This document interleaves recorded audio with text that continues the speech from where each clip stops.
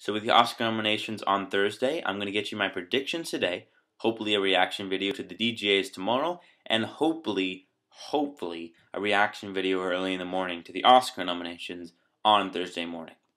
So I'm going to start with my predictions, and of course with Best Picture.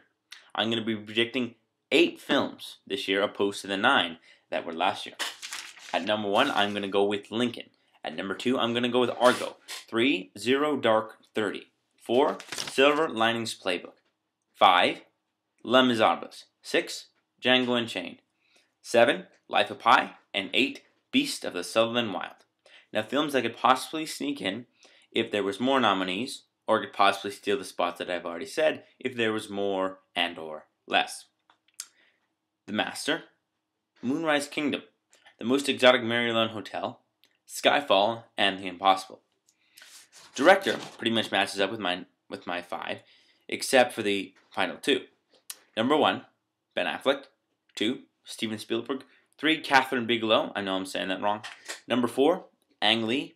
Number 5, Tom Hooper. And at number 6, I'm going to put, to steal his spot, Quentin Tarantino. Now, there's a whole list of possibilities, and Tom Hooper could very well miss. But I think if the DGAs were before the Oscar ballots were due, I think that Tom Hooper wouldn't get in. But because of this date change, I do definitely think that Tom Hooper will get it. So now on to Best Actor. Now, this one is a very complicated category. Usually you have 3 actors that are locks. In this, we only have 1. Now, one may argue with me, Hugh Jackman's a lock. Bradley Cooper's a lock. Even Joaquin Phoenix is a lock. But no, only 1 is a lock, and any of these actors could miss. I'm even tempted to not put this in order, but I'm going to, because I'm a nice person. Now, Daniel Day-Lewis is definitely number 1. He is the lock, and he very well right now is the favorite. It could be stolen from Hugh Jackman or another actor, but currently he definitely is the favorite. At number 2, I'm going to put John Hawkes, because The Session is a very baity film. Number 3, Denzel Washington. Number 4, Hugh Jackman. And number 5, Bradley Cooper. Now, I have a bad feeling about Bradley Cooper and a bad feeling about Hugh Jackman, as they both very well could miss for number 6, Joaquin Phoenix, or another actor, which I would severely doubt.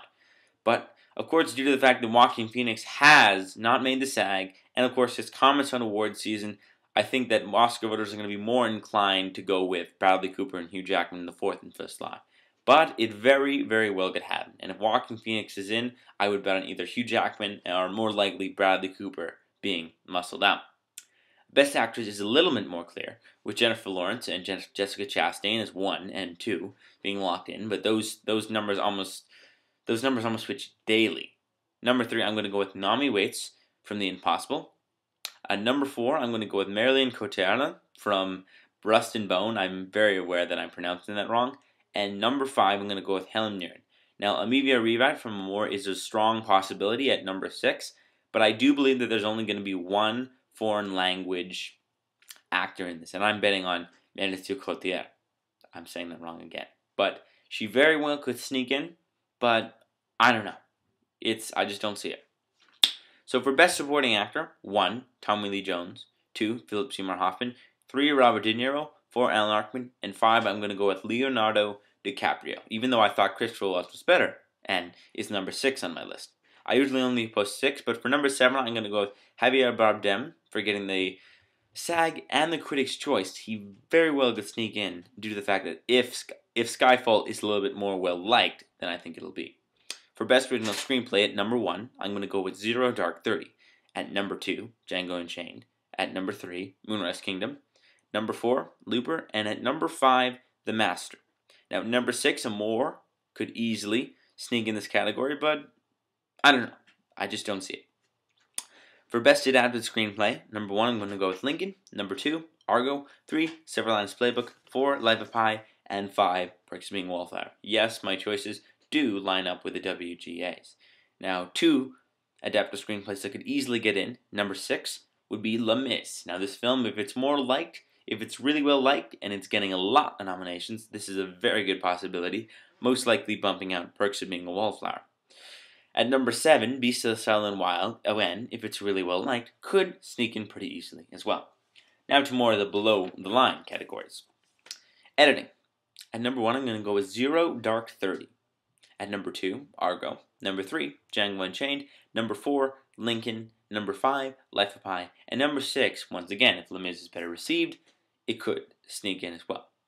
Cinematography at number 1, Life of Pi. Number 2, Zero Dark 30. 3, Lincoln. 4, The Master. And 5, Les Miserables. Art direction, number 1, Lincoln.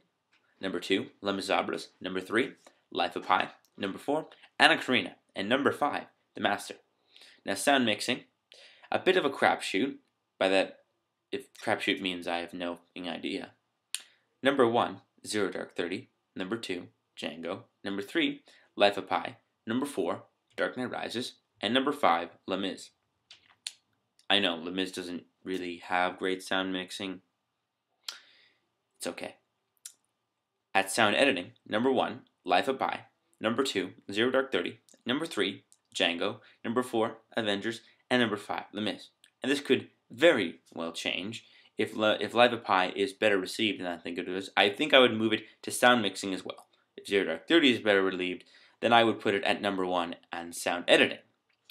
For visual effects, this is a very close race, but I'm going to have to put Life of Pi at number 1, Prometheus at number 2, 3, The Hobbit, 4, The Avengers, and 5, Dark Knight Rises.